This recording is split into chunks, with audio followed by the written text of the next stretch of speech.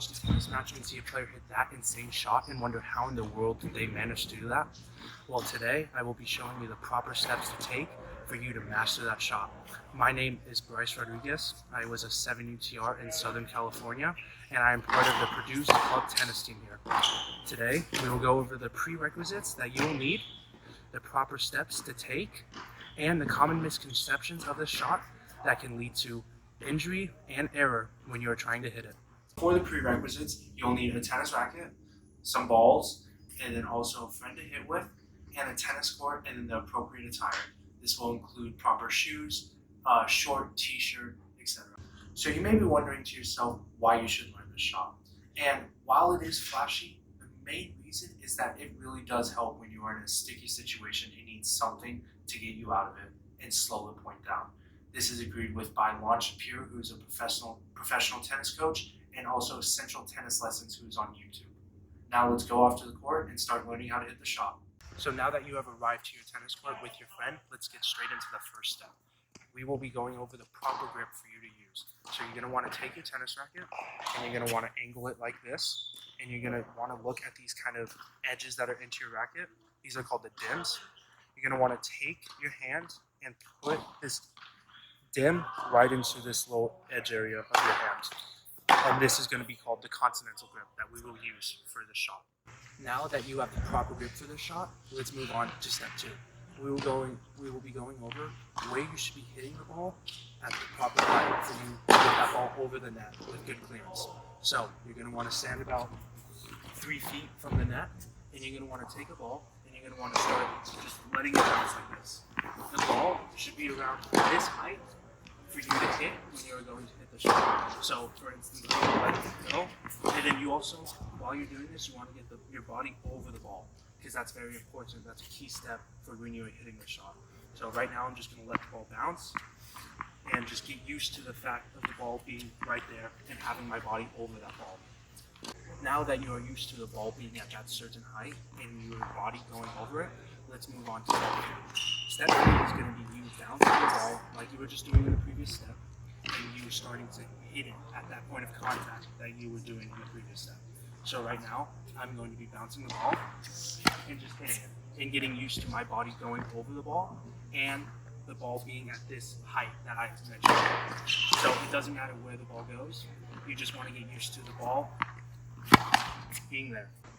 Once you are comfortable with the previous step, you're going to want to move on to step 4. Step 4 is going to be you running after the ball and hitting it simultaneously. So right now, we're going to go and we're going to throw a ball, and I'm going to run after it. And while I do that, I'm going to try to incorporate everything that I have mentioned earlier. So for instance, this is how it should look. So right now, it doesn't matter where the ball goes. We're just going to want to get used to that position and that point of contact that I have mentioned. For instance, here's another, what it should look like again. So once you have mastered that previous step, let's move on to step 5. This step is going to be you bringing in your friend and having them stand on the opposite side. So right here I have my friend Rudra, and he's going to be standing on the opposite side of the net and lobbing balls to me so that I can get used to me going over and hitting the ball. So this step is going to be him throwing the ball and me starting to run after it and then get over that ball, like I mentioned, and hitting the ball at that point of contact. So now we're combining everything, but we're using somebody else so that we don't know what's going to happen. So here we go.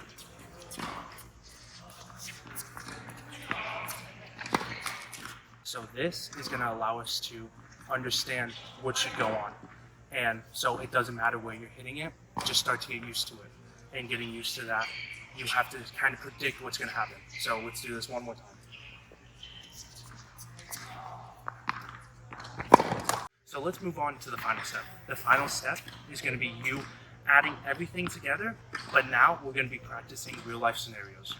So you're going to take your friend from that previous step, and we're going to go over and have him on the opposite side of the court, standing on the service line, and he's going to take his racket and start hitting the ball.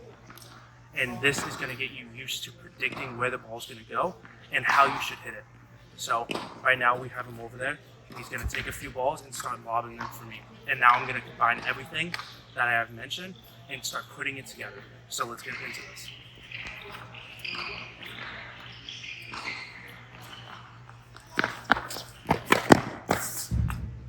So for instance, that was kind of bad, but it's going to happen because this shot is very difficult and combining everything is even more difficult.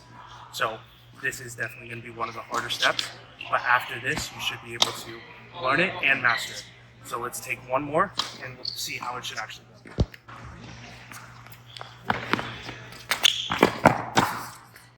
So now that you have watched the steps in order to take for the shot, we will go over the common misconceptions. The first one being is that you can jump over the ball. This is not true. You need the ball to be at that specific height for you to hit it properly.